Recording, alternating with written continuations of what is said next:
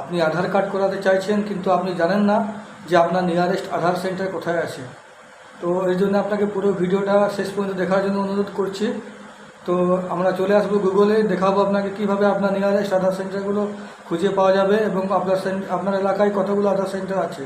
তো চলে যাওয়া যাক ওই ভিডিওর মধ্যে। তো বন্ধু, আমরা চলে এসেছি স্ক্রিনে। এবার আমি যে কোনো একটা ব্রাউজার খুলে নেব। আমি ফায়ারফক্স খুললাম, তারপরে গুগলে আমি যে কথা বলেছিলাম আধার কার্ড, সেটাই আমি লিখব। দেখুন আমি আধার কার্ড টাইপ করলাম, কোনো কিন্তু ওয়েবসাইটে আমি হাত দিইনি, ঠিক আছে।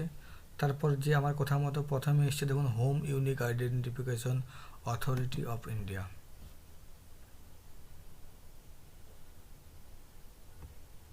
চলে এলাম মাই আধার প্রথম অপশনে। মাই আধারের মধ্যে আছে locate and enrolment centre, first option. দেখুন এখানে আছে পোস্টাল পিনকোড। আমি আমার পিনকোড আমি যা বলেছি সেটাই আমি দিচ্ছি, 713301। এটা আসানসোলের পিনকোড।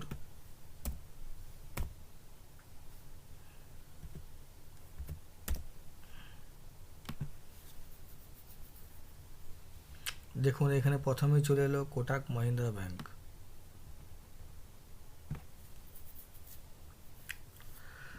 কোটাক মহিন্দ্রা ব্যাংকে অ্যাড্রেস দেওয়া আছে ground floor Parvati shopping arcade, block B.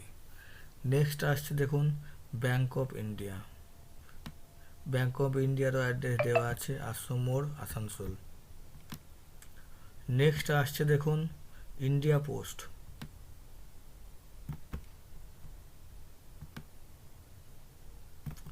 তারপর আসছে central bank of India.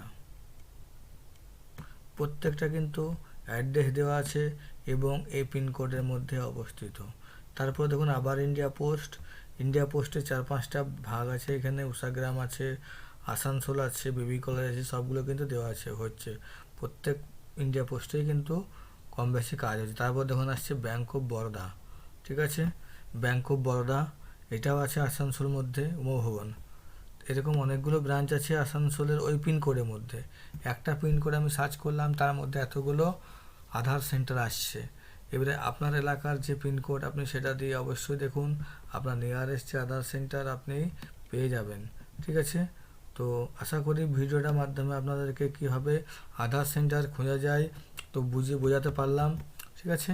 Video like করুন, কমেন্ট করুন এবং বেশি করে সাবস্ক্রাইব করুন যাতে, এবং ভিডিওটি শেয়ার করুন বেশি বেশি করে যাতে প্রত্যেকে এই ভিডিওটার মাধ্যমে উপকৃত হতে পারে। ধন্যবাদ, ভালো থাকবেন। ধন্যবাদ আপনাদেরকে সকলকে।